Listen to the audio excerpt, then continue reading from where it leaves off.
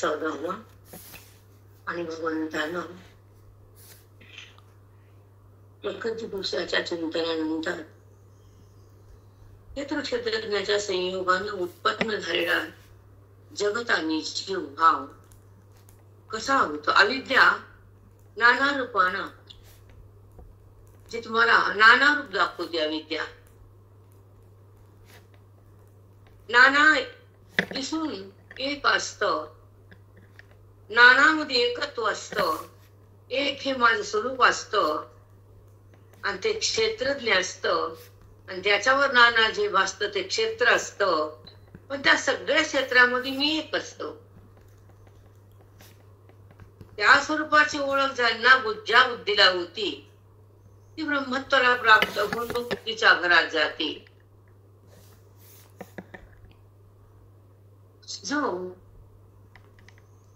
आपल्याला देहभाव आहे, जो आपल्याला बंध आहे, जे आपला अज्ञान आहे, जे आपला मोह आहे संसाराबद्दलचा, त्याचं नाव बंधन आहे. व्यवहार झाला आणि आसक्ती संपली तर तो जीवनमुक्त. पण व्यवहारासोबत आसक्ती, त्याचं नाव मोह असतो, म्हणून आपल्या बुद्धीसोबत देव नसतो. त्याचं नाव बंधन. एकच पदार्थ ग्रहण करणं बुद्धी, एकतर मोह एकतर देव. मग मोहाच्या शक्तीनं बुद्धीला ग्रासून टाकलं दुःखान.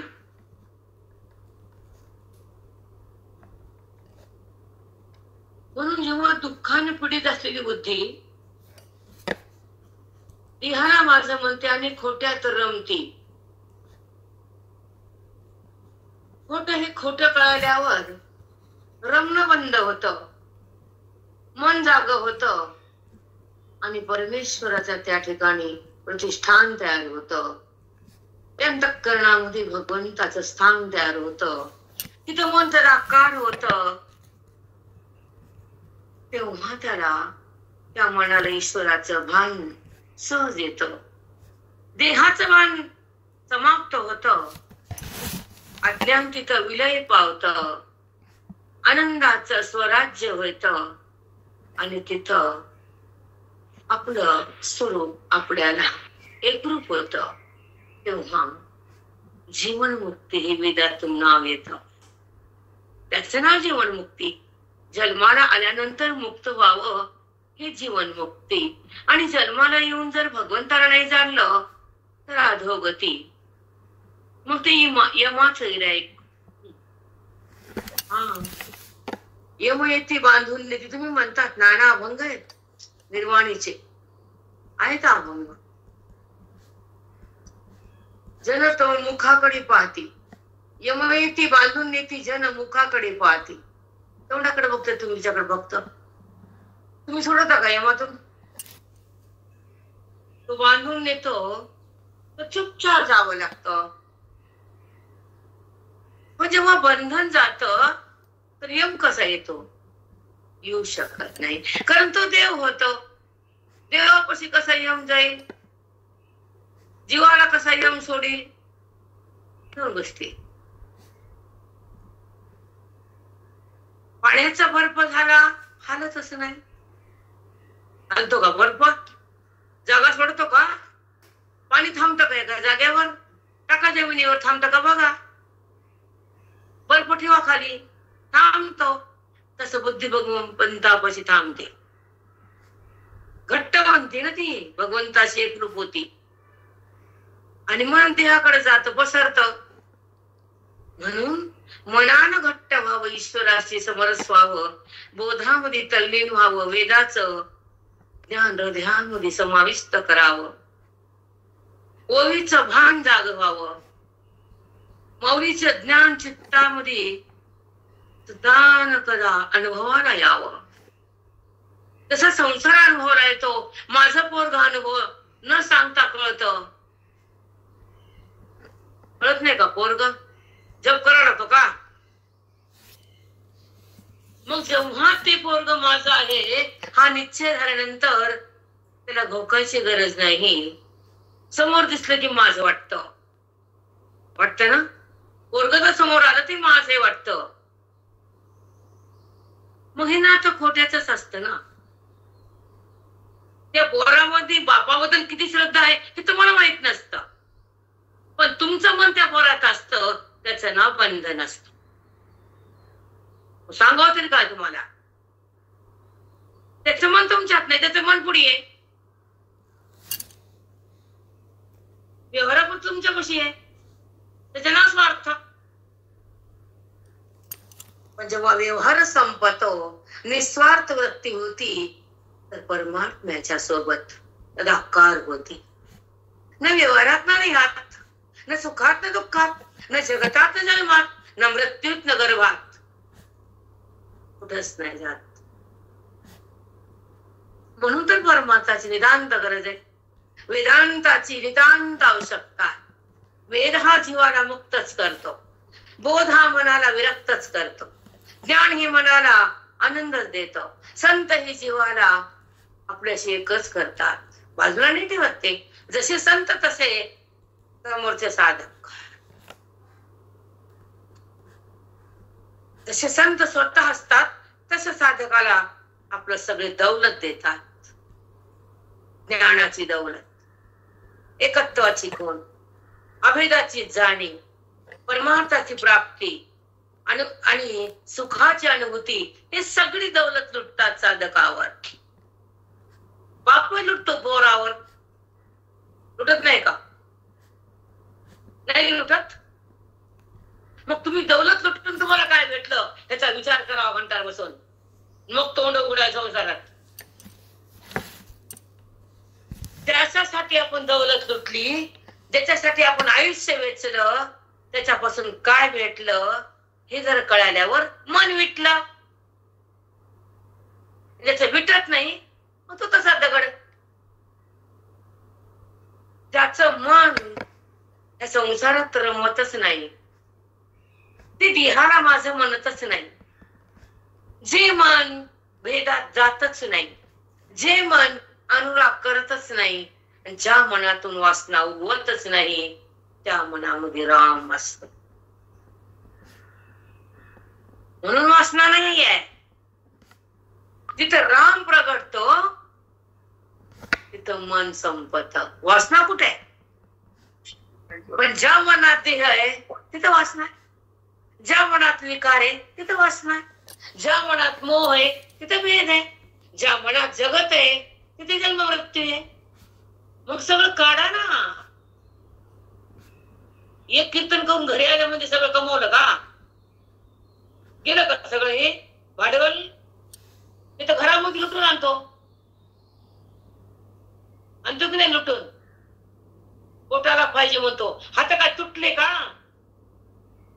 त्या हातानं पोट भरावं कष्ट करून, परमार्थानं पोट भरत नसतं.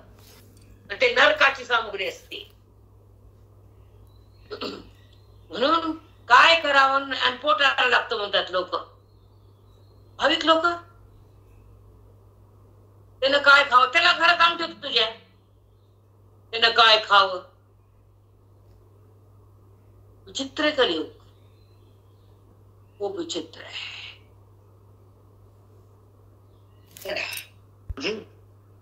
वृक्षांचा अवांका, म्हणजे झाड,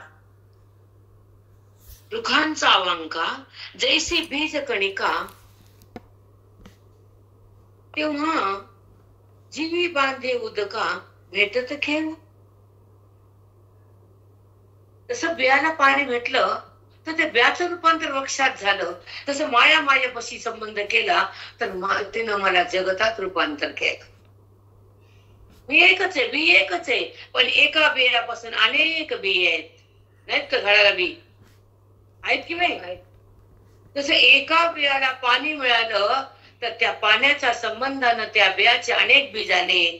तसं अविद्येने माझ्या संबंध केला तर माझे एक रूप अनेक झाले.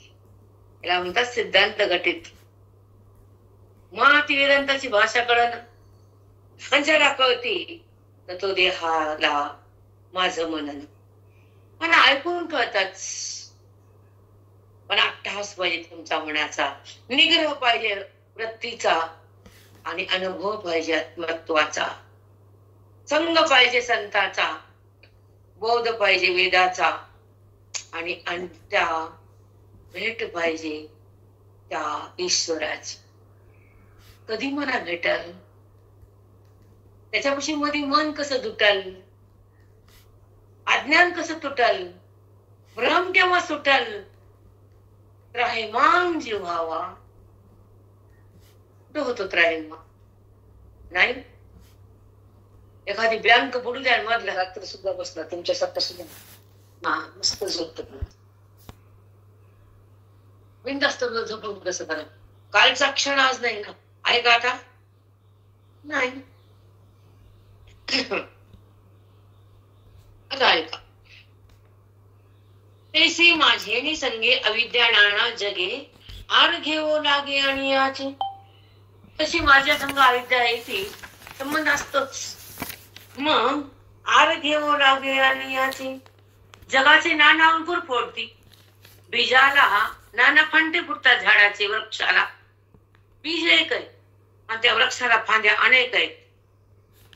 फांद्याला पानं अनेक आहेत, पानाला फुलं अनेक आहेत, फुलाला फळं अनेक आहेत, आणि त्या फळामध्ये त्या वृक्षाचे बीज अनेक आहेत. तसं माझ्या संबंधानं ती अज्ञानाच्या बीजातून जगत रूपी अंकुर नाना फांदे फोडती. आता कसे फांदे फोडती हे बघू. मला कालचा विषय एवढा पटला नाही सांगितलेला, डबल अभ्यास केला. मला कितपत कळत हे मला माहित नाही, पण मला कालचा विषय मांडलेला आयुष्यातला काल पटला नाही, नाही मांडता आला बरोबर. तुमच्या रीतीने बसून दिलं कस तरी, शब्दाच्या बाहेर गेलं नाही, पण माझं समाधान झालं नाही. तो मला विशेष वाटलाच नाही. चपाती कडक आहे का कच्ची आहे, करणारा म्हणतो चांगली झाली, पण खाणाऱ्याला कळतं ते म्हणतो चांगलीच आहे, म्हणत नाही का? पण आम्ही करणारे चांगली म्हणतच नाही, दिसतंय ना करपली म्हणून.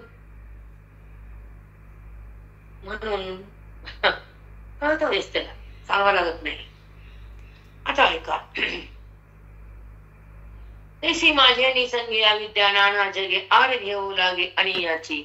मग गर्भगोळा तया कैसे रूप ते ए आया. त्या वृक्षाला अनेक रूप कसे येतात. जसं आईच्या गर्भात जेव्हा गर्भधारणा होती तर तो लेकरू 9 महिन्याला जन्मत, तसं जगात कसं जन्मत, किती सूक्ष्म आहे, कळतं का? म्हणून म्हणते सुंदर वाचा, माऊलीचा बोध हृदयामध्ये बांधून घ्या आणि स्वतःला जाणून घ्या. कवर संसार करायचा आणि किती दिवस ह्या व्यवहाराला सांभाळायचं, घरातले शुभ्र जगायचं, वहिनी आपलं कल्याण करायचं. आपलं धन साधूला, संताला, देवाला, अनाथाला. 100 रुपये असेल तर 10 रुपये काढून ठेवायचे डब्यात. 90 द्यायची पोराला, सुनाला, 10 रुपये गरीबाला. काय वाटत नाही? जे जोडे मारत त्याची भरती, जे कल्याण करत त्याला काहीच नाही. मग ह्या जन्मात तुम्हाला कल्याण करता येत नाही तर पुन्हा साप, उंदीर, बेडूक, मग तिथं देतात 10 रुपये लोकांना. तुम्ही पिल्ले आहेत ती, पण किती हाव असते संसाराची इथं आल्यावर कळतं. सगळं त्याचीच भरती आणि ते करत बायकोची आरती. किती अवघड आहे प्रपंच. कुठे का माझं बोल ना, बापाची करते का आरती देऊ? एखादं करत असतं बिचार, नमस्कार त्या पोराला, बापाला, त्या दोघाला दंडवट, त्या सगळ्यासारखं दंडवट म्हणती. छान म्हणल्या. कैसे रूप ते ए आया. त्या गर्भाला आकार कसा येतो? तुम्ही प्रकृतीमध्ये गर्भ ठेवला म्हणतात माझा, सांगितलं पहिल्या ओळीमध्ये. मग त्या गर्भाच्या गोळ्याला आकार कसा येतो हे रात्री वाचली 1 वाजता बसून मला कळच नव्हतं. मग झोप येते, बेचैन जीव होतो. एखाद्या भांडणाऱ्या बाईला दुसऱ्याचा जीव घेतल्याच्या झोपत नाही. ती म्हणती मला काल असं म्हणली होती, ती असं काच म्हणली, तर तिला फायटिंग करून यायची. तेव्हाच ती अन्न खाती, तेव्हा खातच नाही अन्न. ती किती वळवळ असते चित्ताची, किती घाण. चुक आहे का हे? तिनं बोलली ना, तिला जाऊन आता 100 बोलायचं घरी यायचं. काय होतं बोलली तर? तिची वाचा खराब झाली, तुझं पाप तिच्या डब्यात पडलं, तुझं काय बिघडलं? सांगा काय बिघडलं? जे बोलन, जे द्वेष करण, जे त्रास देईन, त्याच्यापाशी ते पाप जमा होईल. बोलणाऱ्याला काय होईल? पण हे कुठं आपण आहे तान तान तान तान तान तान तेरी करतो. तशी फोन कुठे तशी कुठे मधली मला म्हटली मला मला मला मला. अरे बोलू दे ना, तुला दे नाही त्याला मारू दे, कुठं फेकू दे, अशी अवस्था तुझी होऊ दे. पण होत नाही, होत नाही म्हणून आमचे जात नाही ना. मला बोलली अरे मुई म्हणजे देह नाही, मग देहाला बोलली तुझा नाही, राग कशामुळे? म्हणजे तू देहातेस. इथपर्यंत जावं लागते आम्हाला. जाऊ नये, जाऊ की जाऊ नये? अवश्य जाऊ. हा मग परिणाम कसा दिसेल तुम्हाला?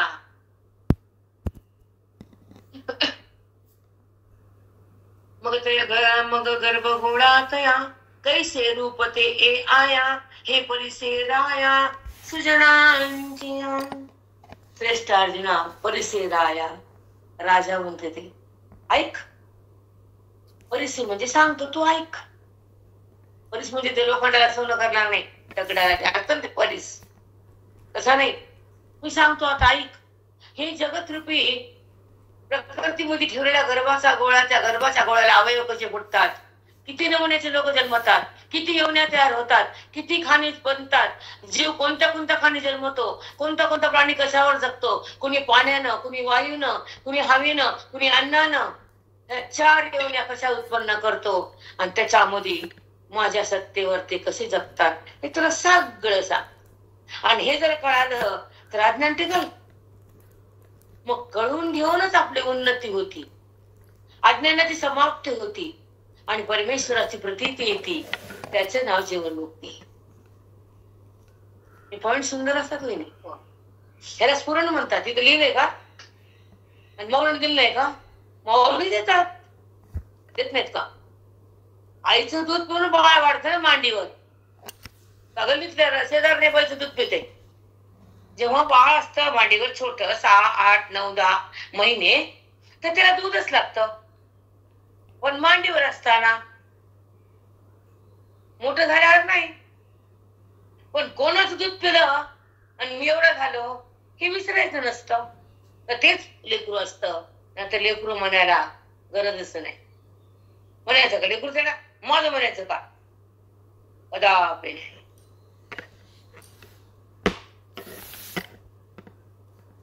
मनीज स्वेदज उद्भिज जारच, मनीज स्वेदज उद्भिज जारच. 4 प्रकारच्या योन्यामध्ये मी ह्या गर्भाला आकार देतो आणि 4 योनीमध्ये ह्या जगाची उत्पत्ती करून त्या जगताला सुरुवात होती, जीवाची उत्पत्ती होती.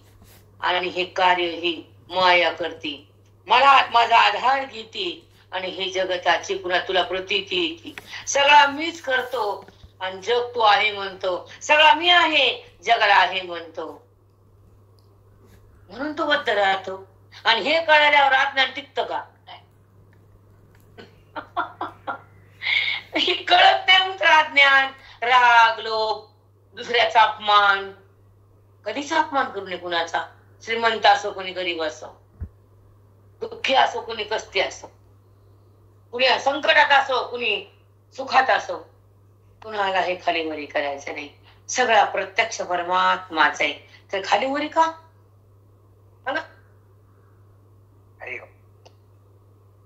मग हे कळत नाही ना, कळत नाही. एकदा जर स्वरूप कळालं ईश्वराचं, मन मिळालं, स्वरूप कळालं, मन तिथं थांबलं. ईश्वरात, देहात नाही. मनाने ईश्वरात थांबावं लागतं आणि तिथे जावं लागतं. त्याला जाणावं लागतं आणि त्याच्याशी एक पाहावं लागतं.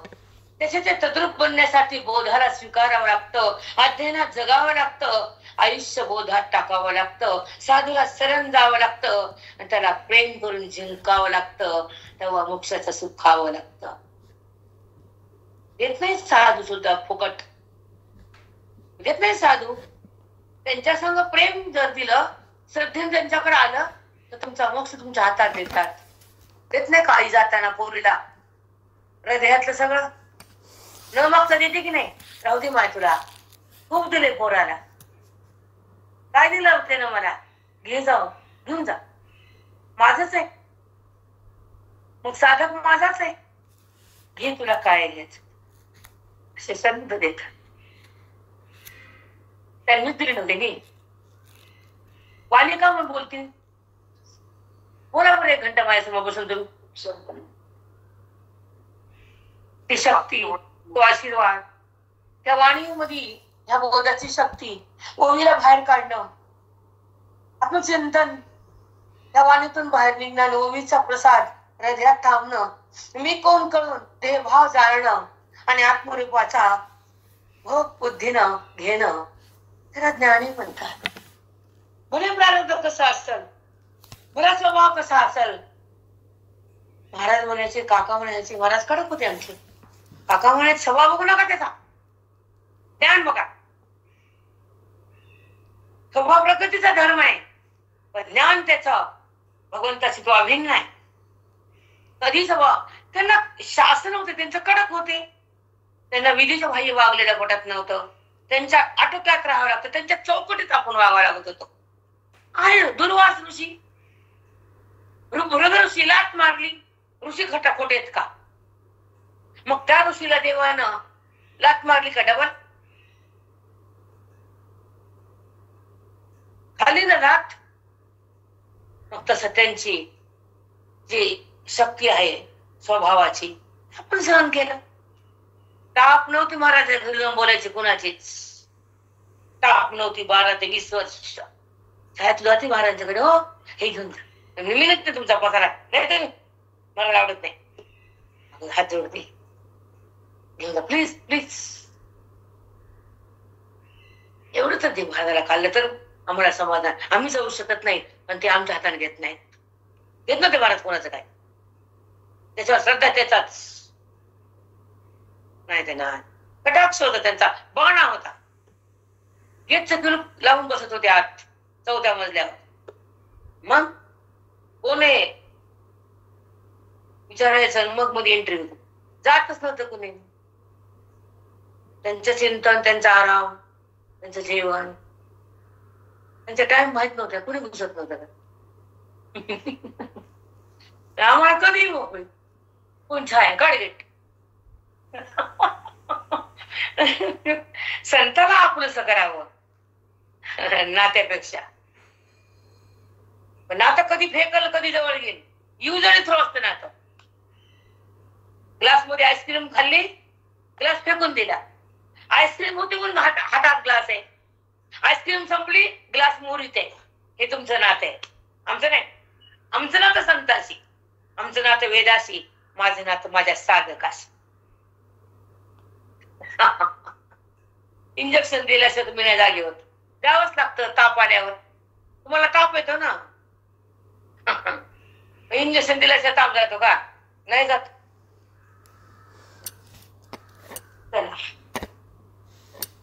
मनीच्या स्वेदाच्या उद्भिज जाण्याचा उमटती सहज अवयव होते. सहज एका क्षणामध्ये 4 योनीमध्ये 4 प्राण्यांना जीवाला अवयव फुटतात. उद्भिज म्हणजे उत्पन्न होऊन जन्मणारे. स्वेद म्हणजे घामापासून तयार होणारे. पाण्यामध्ये राहून पाण्यामध्ये जगणारे. हवेमध्ये राहून हवा खाणारे. हे डास काय खाते? तुम्ही ताट वाटता का देवाला? त्या त्या माश्या, हे कीटक, लाखो जंतू नवीन फवारणी का करते? शेतात जा तुम्ही, कणसावर किती किती बारीक जंतू असते ते बघा. मग ते नाना येऊनी काही काही जीव तर तुमच्या डोळ्यात दिसत पण नाही असतात ना. म्हणजे लोक तोंडावर पट्टी बांधतात ते मध्ये जाऊ नये आणि त्याचा पाप लागू नये. जैन पाणी गाळून तोंडाला पट्टी. असं 4 योन्या, ती माया माझा संग करून या जगतामध्ये 4 योन्यामध्ये उत्पत्ती होती आणि सृष्टी निर्माण होती आणि तिला माझी संगती लागते. असं कळल्यावर आपला कुठं नंबर आहे का?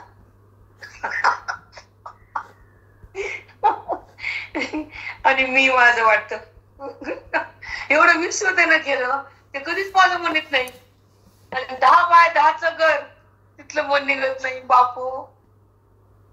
किती 2000 स्क्वेअर फूट, 4000 स्क्वेअर फूट, लई लोकांचं 10,000 स्क्वेअर फूट.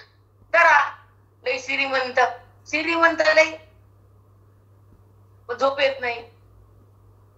काय साधारण असावं, झोपडीत थांबावं, चटणी भाकर खावी आणि मुक्त व्हावं. आणि इतकं कमवून त्या कोणाला पकड द्यावं. काय किती हव्यास असतो माणसाला. त्याला करून ठेवीन, त्याला पुन्हा करून ठेवीन, त्याला पुन्हा करून ठेवीन.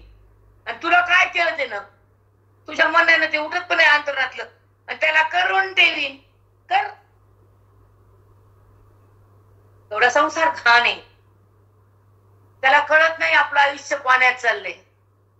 कळतं का त्या माणसाला? ज्याच्यासाठी कमवलं, ज्याला तू दिलं ते तुझं नसतं. असते का? येड्याचा बाजार. म्हणून पोरलं डोक्यापाशी आलं की तुझं तू कमवून तुझं तू खा. हे पहिले लोक करायचे. भाजायचे, बाजूला सरकायचे, आपलं परमाठात राहायचे. वारी, आळंदी, पंढरपूर राहायचे मस्त. आजकाल नाही झाली फॅशन. चलू दे, आपल्याला काय करायचं. व्योम वायू असे. आता उत्पत्ती कशी होती 4 योनीची. व्योम वायू वसे. व्योम म्हणजे आकाश, वायू म्हणजे वारं. ह्याच्या दोघांच्या संबंधानं वाढलेली गर्भरसी. त्याची वाढ करतो मी गर्भातून. आकाश आणि वारं एकत्र येत आणि त्याचा तो कोणता पिंड बनतो ते सांगते. काय का? व्योम वायू वसे वाढलेली गर्भरसे. मग गर्भाचा गोळा तयार झाला आणि त्यातून त्या 4 योनीची उत्पत्ती झाली. ऐका. मणिज उससे अवयवत. मणिज म्हणजे अंडच. जे जे प्राणी अंड्यातून जन्मतात त्याला मणिज म्हणतात. मग ते जीव कुठे येतं बाहेर? अंड्यातून. कुठलाही असले प्राणी, सापाला अंडे, कोंबडी, प्रत्येक प्राणीला आहेच ना. मग त्याला उत्पन्न व्हायला काय? वारं आणि आकाश. तिथे मी गर्भ ठेवतो, त्या प्राण्याची योनी तयार करतो, त्याला जन्माला घालतो. मग त्याची सत्ता देवाची, त्या गर्भावर देवाची का तुमची? आणि आपण सत्ता करतो. माझा देह आले कधी मरण तिथंच. म्हणून हे ऐकल्यावर माऊलीला माहितीये की देहावरची बुद्धी बाजूला जाते, विरक्ती तयार होती, अनुभवाची रास होती, सुखाची संपत्ती येते आणि त्या ठिकाणी पूर्वरूपाची प्रतीती येते. ती जीवनमुक्ती. असं लिहावं वाटतं. पट पट पट पट. पुन्हा येते कुठेही सांगा बरं. कोणता उपनिषद घ्या, कोणता वेद घ्या, कुठले ग्रंथ काढा विश्वातले, पण हिची संगती लावून देणारा हाच ग्रंथ आहे श्रवणातला. कुठंच नाही माहिती. मोठे मोठे संस्कृत श्लोक ह्या बसते आसनावर असं बघत आहे, मोठ्या मोठ्याने श्लोक सांगत आहे, अर्थ नाही सांगत. श्लोक लय आवड आहे बाबा. आता ऐका. मनीजी उससे हवाई होती. पोटी सुनीत मरजे.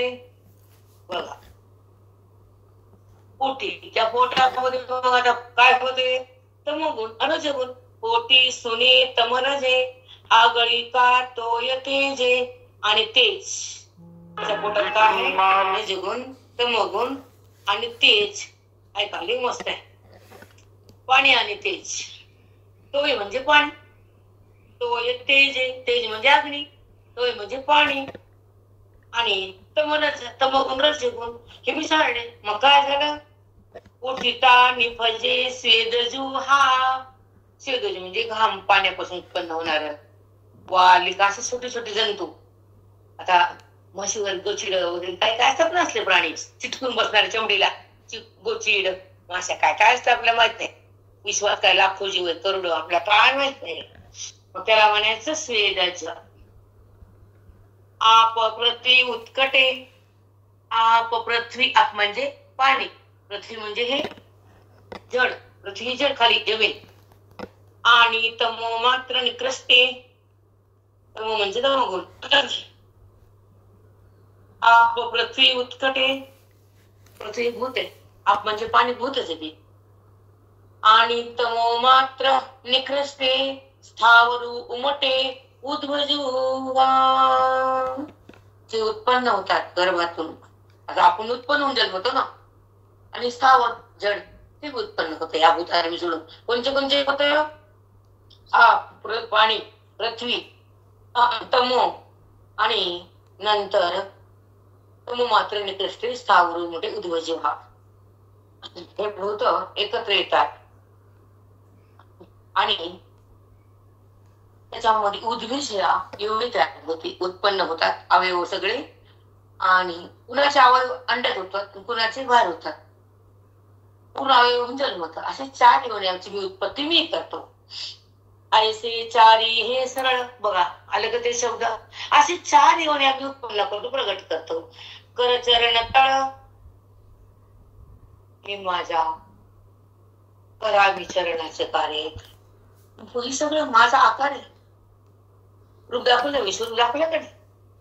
मग त्याच्यामध्ये 3 देह आहेत ना, 3 देह, 3 देवता आणि 3 त्या देवतेचे विषय असा आहे ना, स्थूल सूक्ष्म कारण, स्वप्न जागृत स्वप्नाची शक्ती, आणि त्याची 3 देवता अव्यक्त, हिरण्यगर्भ आणि विराट. हे माझा विराट देह आहे. आत्ता विषय लागला, रात्री 1ला बसून लागला नाही मला. विराट हा विश्वाचा देह आहे ना पूर्ण. मग हे देहातला माझा एक पाय आहे बघा. समजतं वहिनी? नाही समजत. माऊली समजून गेल्यानंतर एक क्षण पण लागत नाही. विराट रूप हे माझे विश्वात रूप विराट आहे. हिरण्यगर्भ, स्वप्न, अव्याकृत, सुषुप्ती, ह्या 3 अवस्थेत 3 देव अवतार घेतो, आणि 3 देवाचे 3 विषय आहेत, 3 अवस्था आणि 3 रूप आणि त्याचे 3 देवता. एवढं सखोल जाता येतं का मला? जाताच येत नाही. जागृतीची देवता कोणती? आता विराट, विश्व विराट, हिरण्यगर्भ आणि अव्याकृत, स्वप्नाची आणि सुषुप्तीची. जागृती, स्वप्न, सुषुप्ती, विराट, हिरण्यगर्भ, अव्याकृत, 3 देवता. त्याचा त्या विश्वाचा मी देव आहे, आणि त्या विश्वात माझे हे येऊन्यात माझे पाय आहेत. इथपर्यंत गेलं पाहिजे. म्हणून चिंतन तुमचे पारायण फिरायला केले वर्ष हे पारायण करा. आता ते झाले ना बेटा. आता हे 5 ही विरजी, विरजी. आता दुधामध्ये विरजन घातलं की ते दुधाचं रूपांतर ह्यात झालं. 5 महाभूताचं रूपांतर ह्या जगतात झालं, नाना प्राण्यांमध्ये. विरजी, विरजन तिथून तयार झाला शब्द विरजी. 5 भूत एकमेकांमध्ये विगरले, एक झाले. तसं दही दुधामध्ये एक झालं, दुधाचं रूपांतर घट्ट झालं. दूध पातळ होतं, दह्याने घट्ट केलं. पंचमहाभूत मी एकात विगरले, प्राण्याला रूप आलं. कारण विगरत ना जमत नाही ना. आकाश वायूमध्ये विगरू शकत नाही. पोकळी आणि वर एक होत नाही, आणि पाणी आणि अग्नी एक होत नाही. अग्नीमुळे पाण्यामुळे अग्नी विजतो, पण माझ्या आज्ञेनं अग्नी आणि पाणी एकत्र नांदतो, तेव्हा देह हा देह बनतो. त्याच्यामधले अग्नी गेला तर चिखल होतो. देहीचा अग्नी गेला, देह नव्हे चिखलवला. पण त्या देहामध्ये अग्नी जागृत ठेवतो, पाणी असलं तरी. हे माझ्यामुळे हे समजावं द्या. हे करणं आपलं मस्त आहे, म्हणजे अद्य कर्तव्य आहे. त्याच्याशिवाय बुद्धीची वृद्धी नाही, अज्ञानाची बाधक नसतता नाही, आणि ईश्वराची जवळीकता नाही, ऐक्यताची अनुभूती नाही, वेदाची संपत्ती नाही, आणि स्वरूपाची प्रतीती नाही. त्याला म्हणतात श्रवण. साष्टांग माऊली, साष्टांग मला वाटलं की आम्हाला धास्ती आहे, आणि तुम्हाला घरात कुणी येऊ नये हे तुम्हाला धास्ती. डिफरन्स आहे.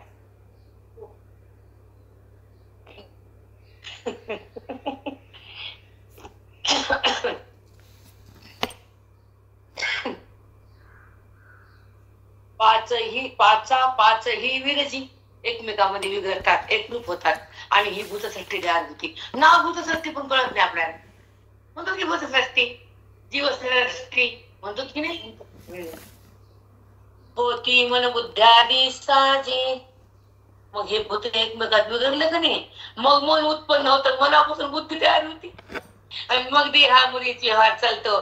मग ते बुद्धी दुःख घेते, आणि ती देहाला माझं म्हणते मर्म. त्या बुद्धीला ब्रह्म होता येत नाही आणि तिला ब्रह्म काय माहितच नाही आणि तिला भक्तीमध्ये येताच येत नाही कारण संसारात शक्ती कशी होईल भक्ती.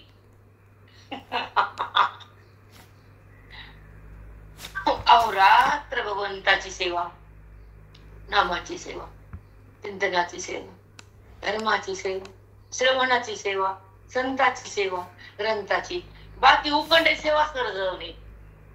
काय तुझं नाही तर काय व्यवहार करावा, प्रेम कसा व्यवहारामध्ये जर प्रेम घुसलं तर बंधन तयार झालं. व्यवहारात प्रेम नसावं, अरे विरक्ती असावी. व्यवहार करताना मान अलग असावं त्यावेळेस समोरच्या व्यक्तीपासून, तर ते मन तिथे चिटकत नाही. आणि जर आसक्ती संपली नाही तर मन तिथून बाहेर येतच नाही. भगवंताकडे कवा जाईल. म्हणून तर या खानापुना माहिती पाहिजे. म्हणून तर संत संगती साधूची आणि संपत्ती श्रवणाची, प्रतीती आत्म्याची, ओळख ईश्वराची आणि एकता तत्वाची, प्राप्ती भगवंताची, अनुभूती त्या व्यापक सत्तेची. त्याला म्हणतात जगणं, जन्माला येणं. माझ्या पोराला मी लई प्रेम करते कर तेवढा कधी कधी टवळे प्रेम इथं संपलं. लाडू केले डब्यात ठेवले, त्या बाईनं ती गेली जरा 4-8 गावाला आणि आली घरला डिंकाचा लाडू बघायला, डब्बाच उरला. जिनं लाडू केलं ती गेली आणि जिनं नाही केलं तिनं खाल्लं. चलू द्या संसार तुमचा आता नाचतो. तू काय का तुमचं बोलत असते पण काय हे लाडू सगळं बघितले ना आम्ही. डब्बे तुम्ही बघितले, लाडू आम्ही बघितले डिंकाचे. मी काय देऊ नका काय नका सांगते तुम्हाला लाडू. चला 5 ही वेळची होती मन बुद्ध्यादी साची, की हेतू जारजी ऐसे जाण. मग जारज उत्पन्न होतात, 5 एकत्र येतात, मनबुद्धी उत्पन्न होती पण जारज. मग ही होती हेतू जारजी ऐसे जाण. प्रत्येक देवनी तयार करतो. मग जाण अर्जुना तू काय करतो रे. जन देह तयार केला ते देव माझा म्हणत नाही आणि तू काही नाही केलं आणि देहाला माझं म्हणतो रडतो. चुकलंय का मग तिकडे बरोबर. का सुंदर आहे ना हे ज्ञान झालं तर देहाला मी म्हणतच नाही माणूस, देहभाव जातेच. खरंच आहे अगदी.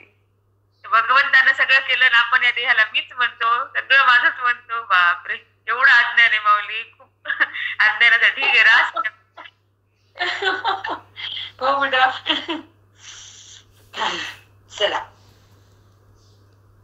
ऐसे चारी हे सरळ 4 होणे कशा येतात. माझं काय पाय चरण तळ पाय आहे माझ्या विश्वात, माझं रूप आहे आणि त्या विश्वात विराट रूपाचे माझे पाय आहेत. कधीच कळालं वहिनी, खरंच खूप तुमचे उपकार. साधक त्यावेळेला त्यात मी माझी तगमग होती. 5 मिनिटं उशीर भीती असते ना. मग तुम्ही जर नसतात तर मला धास्ती पण नसते आणि माझं चिंतन पण झालं नसतं. एखादं कडक माणूस असतं तर घराला शिस्त लागते आणि एखादं सगळेच कडक असतं भांडण लागतं. सगळेच कडक भांडण, एखादं कडक शिस्त. समजतील भाषा हो मध्ये पाठ बोला की आणि हे सरळ कर चरण तळ महाप्रकृती स्थूळ तेची शिरा. हे स्थूळ शरीर तयार होतं का ते माझं शरीर आहे शिर. या विश्वामध्ये माझं शिर आहे, या जगामध्ये शिरपण आहे. ठेव का डबल सांगते. महाप्रकृती स्थूळ तेच शिरा. महाप्रकृती एक मूळ प्रकृती, एक स्थूल प्रकृती. मूळ माया तुम्हाला सांगायला एका दिवशी. आता ही जी मूळ प्रकृती असती का ती स्थूल रूपाला येते, ती माझं शिर आहे.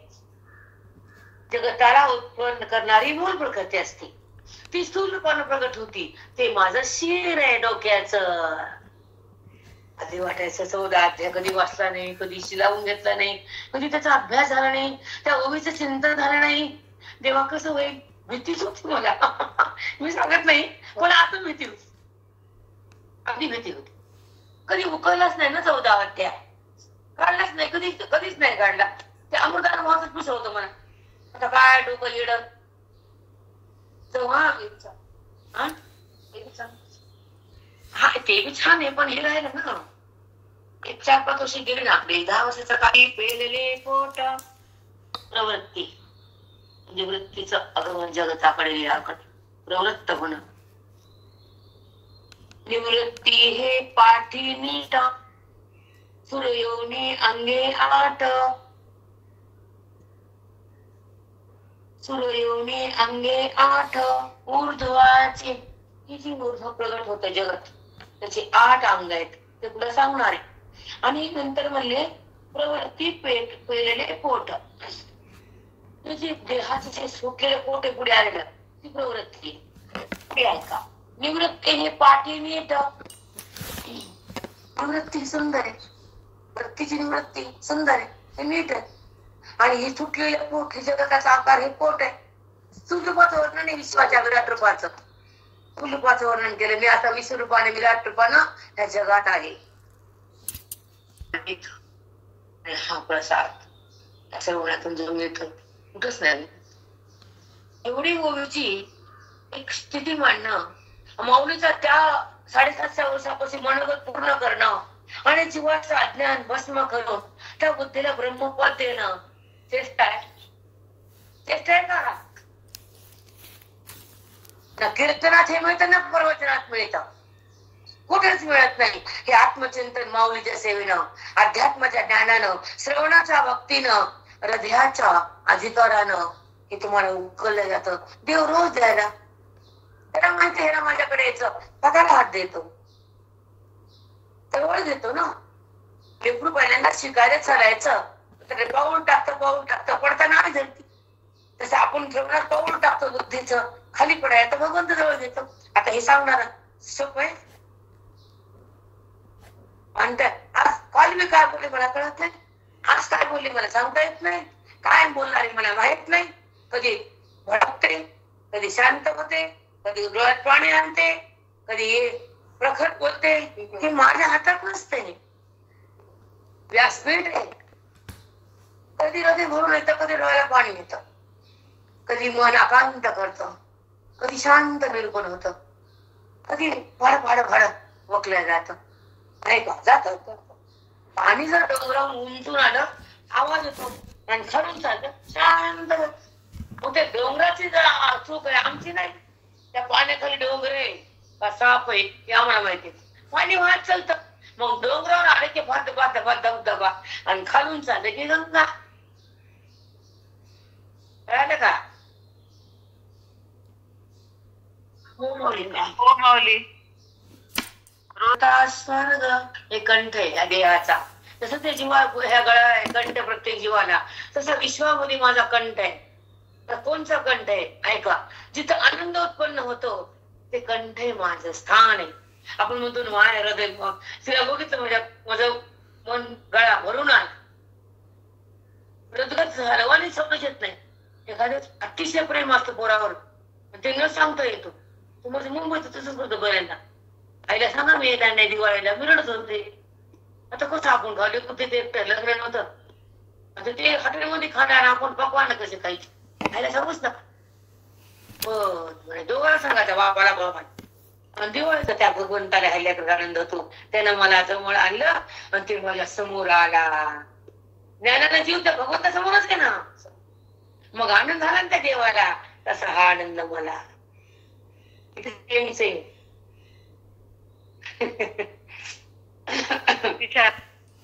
किती सुंदर कंठ दाटून येतो खरं. त्याचे लेखन शिकायला असताना खूप दाखवायचं, समोर यायचं. औरंगाबाद होता, नंतर बॉम्बेला होता, समोर उभं टाकायचं. कसं त्याचं काल कोणाला डोळ्यात पाण्याला गेले. आई अशी काय गोष्ट राहिलीस, आईले म्हणलं तुझ्या आठवण लागली रे.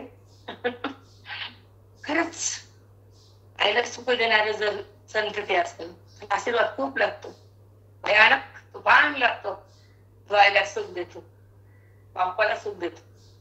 त्याचा आशीर्वाद लागतो, त्याच्याकडे जातो, पण दुःख दिल्यावर नाही, थांबतो तिथं. नाही बेटा, खरं ते खरं, खोटं ते खोटं. आई म्हणजे ईश्वरच आहे ना, असं नाही का? पण आता ऐका, कंठ उल्हासता स्वर्ग, मृत्यूलोक अर्धभाग. अर्धभाग हा कंठ आहे, हा स्वर्ग, इथं आनंद होतो.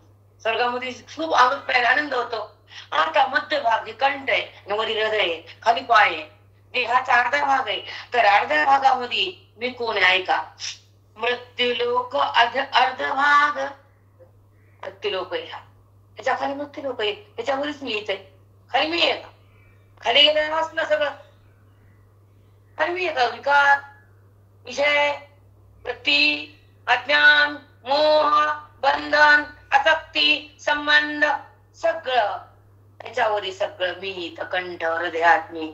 आणि कंठाच्या वरचा भाग हे काय आहे? अर्ध मध्य भाग मृत्यूलोक. मृत्यूलोक अर्ध मध्य भाग हे मृत्यूलोकाचा माझा अर्धा भाग देहाचा. अधो देश उच्चांग नितंबूत. नितंब म्हणजे कंबर.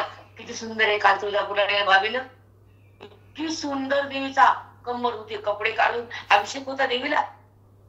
एवढे सुंदर हात, चेहरा, तोंड, तिचा कंबर इतकी नाजूक सुंदर. नितंब म्हणजे कंठ. अधुदेशी उच्चांग नितंबूत, तो सुंदर कटीचा भाग, त्याच्यावर पितांबर घातलेला देवाला, आणि वस्त्र देवीला पितांबर. हे का पाताळ लोक, मृत्यूलोक कोणचा? हा कोणता? अर्धा कमरेचा भाग मृत्यूलोक आहे, आणि खालचा सुंदर भाग पाताळ लोक आहे, आणि वरचा स्वर्ग हा स्वर्ग लोक आहे. माझ्या देहाचे 3 भाग आहे, एक स्वर्ग, एक कमरे बसला मृत्यूलोक आहे, आणि खाली पाताळ, कंबरच्या खाली पाताळ. जे कंबर सुंदर आहे, लवचिक आकार सुंदर, ते काय? पाताळ आहे. त्या माझ्या देह 3 ठिकाणी आहे, 3 ठिकाणी मीच पसरले, आणि 3 लोक मीच तयार केले, 4 वेळा मीच तयार केला. हे सगळं मी तुला बोलायलो, या अर्जुनाला कळायलो. काय सुंदर आहे, बापरे बाप. ओवीत कधी आया ओवीत असं लिहिलंय, भगवंताचा देह म्हणजे मृत्यूलोक. असा कोणचा भाग कुठे? कोणचा भाग पाताळात आहे, कोणचा भाग मृत्यूलोकात आहे, कोणता भाग स्वर्ग लोकात आहे, आणि सगळा बघून ईश्वर आहे. त्याला विराट रूप म्हणतात, तो ब्रह्मांड नायक, त्याला हे म्हणतात.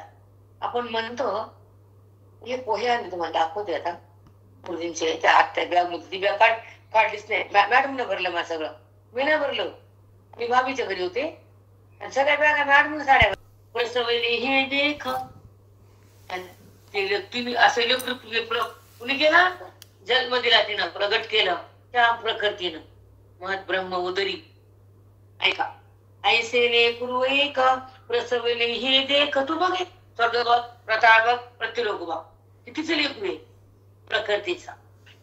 ऐका, जयाचे 3 लोक बाळसे गा. 3 लोकांमध्ये ते 3 लोक म्हणजे ते लेकरू, आणि त्या 3 लोकाच्या मध्ये जी गुपगुपपणा आहे, लसलसपणा आहे सृष्टीचा, ते माझ्या लेकराचं बाळसे. 3 लेकर गुपगुपत ठेवले मी, हे त्या लेकराचं बाळसे गा. एक संघ होईने आपलं कुठं चुकतं, पण जे स्पीड न वाचतो, आणि त्या ओवीचा भाव बुद्धीमध्ये न खेचता पुढे जातो, काही परिणाम होत नाही, आणि उन्नती तर होतच नाही बुद्धीची. काय उन्नती होती? मला आता अनुभव आला, 100 पर्यंत आलो, 14वा 100.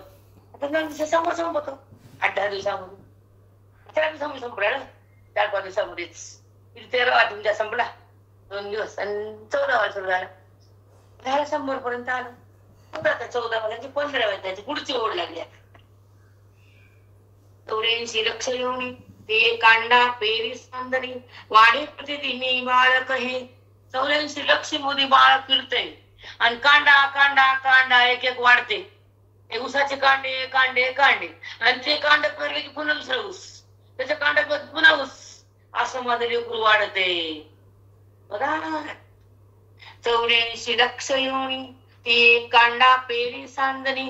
कांदा पेरले की पुन्हा उसाच की नाही अशी लेकराची वाढ होती माझ्या. वाढे प्रतिदिनी बाळक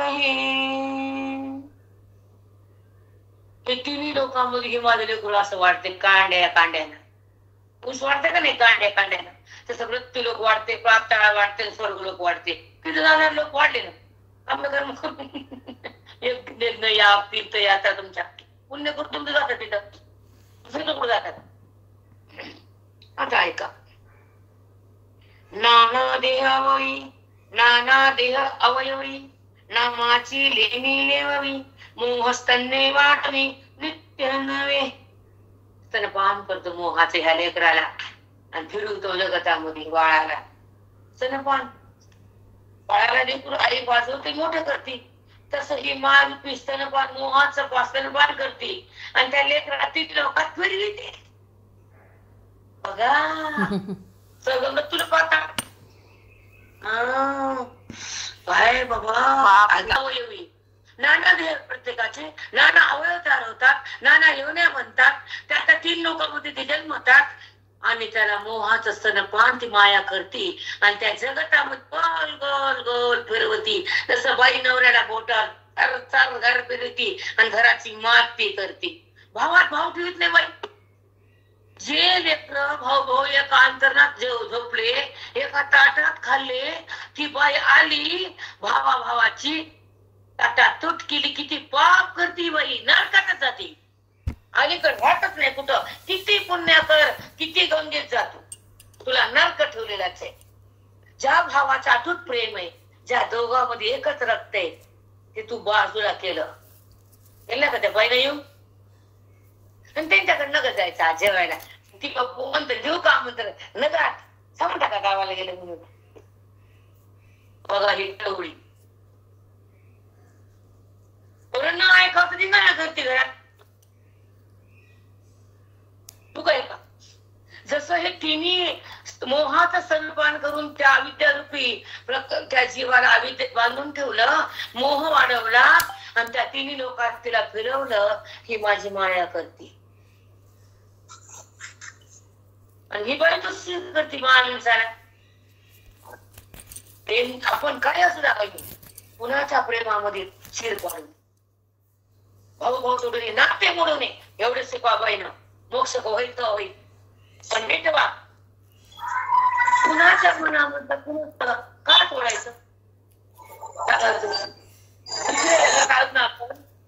कुठे गेला त्रास देते तसं ही बाई घरामध्ये धिंगाणा करतेच की करत नाही का.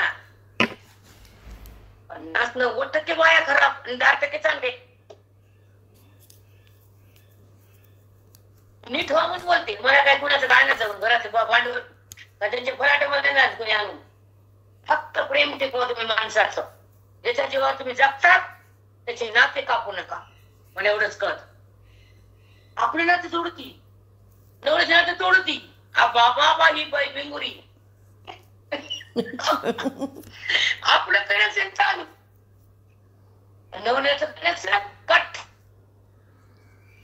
माझं ते वाया कट केलं. वीज पंख बंद पडला. काय बाईची जात मला कशाला जर म्हणाले की बाई मुली तरी बोलते बाईला मी. आपण नाही तोडलं कोण. चला आपण जोडले साधक. माझे लेकर बघ कसे एकत्र आले तंत्रामध्ये कसे पाहत आनंदात राहतात. हे आमचे हे आमचे गुरु होईल. किती प्रेम आहे तर हे जोडलं आम्ही नाही तोडलं. तोडणाऱ्या राशीमध्ये नाहीत आम्ही.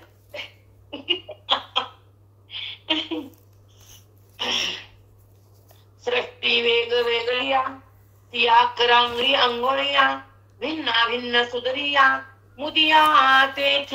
आता त्या अंगठ्यासारखे भिन्न भिन्न सृष्ट्या मी घालतो मुदिया अंगठ्या.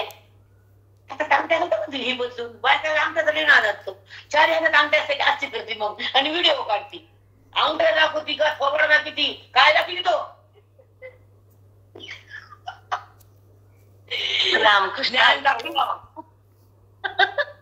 ताई वा वा वा वा वा. पुन्हा सेल्फी. अनुवाद नाही, वागणीट नाही, माणुसकी नाही, घरात प्रेम नाही, नात जपून ठेवणार ती बाई असते. कशाची पण पियारी. सृष्टी वेगवेगळी या निराळ्या सृष्टी. या हातापायाची बोट आहे. माझ्या पायाची बोट, मोठं अंगठा, छोट बोट, छोटी करंगळी, लहान बोटच कमी तसे विश्वनाथ केले मी. हा बर्फ कुठे पडतो? काश्मीरला. आंबा येतो कोकणला, सीताफळ धारूरला. हे कुणी तयार केलं? हवामान तुम्ही केलं वहिनी. डोंगर सीताफळ येतं काय सुंदर असते. म्हणजे ते पिवळं काय आंबा चुंडीकडे पिवळं पिवळं काय असते? लहानपणी आम्ही खायचो कार कार. काल धरावादा बघितले चार दिले त्या बायांना. तिथं चार होते त्यांच्या. म्हणजे बघा त्यामध्ये संपले केलं असं बघून तर म्हणतात. पाहिजायचं ते झाड असायची तोड तोड खायचं. चलून चलून तेव्हा काय अशा गाड्या घोड्या नव्हते. पायी चलायचं आपलं आईचं हक्कासून पायी जायचं. चला सृष्टी वेगळी द्या ती या करांगरी अंघोळी या. ही वेगळी सृष्टी म्हणजे माझ्या पायाचे बोट आहेत. करांगरी अंघोळीया. कर म्हणजे पाय, अंघोळ्या म्हणजे बोट. काही लागत नाही म्हणजे फक्त बुद्धी तिथे ठेवायची. तुम्ही म्हणतात कसं कळतंय आणि आम्हाला बसं वाटत नाही तिथे. म्हणलं की मला खबर करा इथं तर मन स्थिर ठेवते. पण अचल मन असते बेटा. चल अचल अचल मन करा. त्या ओवी मध्ये गेलं तर तिथे बरोबर ते खेचून घेत बरोबर. कारण पूर्णाची गोळी जर सवाय असली तर ती बाई भीती का? लाटते का पाकम लाटते. आमच्याकडे 50 बाया जेवायला सांगायच्या. तेवढे टोपले भरून ठेवायचे. एवढं मुदिया ते त्या भिन्न भिन्न पायामध्ये भिन्न भिन्न अंगठ्या घातल्यात ना मी. वेगळ्या वेगळ्या हिऱ्याच्या, लालखडे, वाचू, मोती. त्याच्या पायात अंगठ्या घातल्या तर उद्या काय घालायचं उद्या सांगू. चला नळी पदार विठ्ठल श्री गुरु ज्ञानदेव तुकाराम पंढरीनाथ भगवान की जय.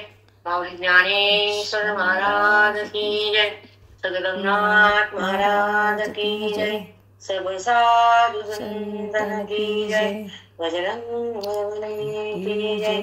श्री गुरुनाथ सद्गुरुनाथ मी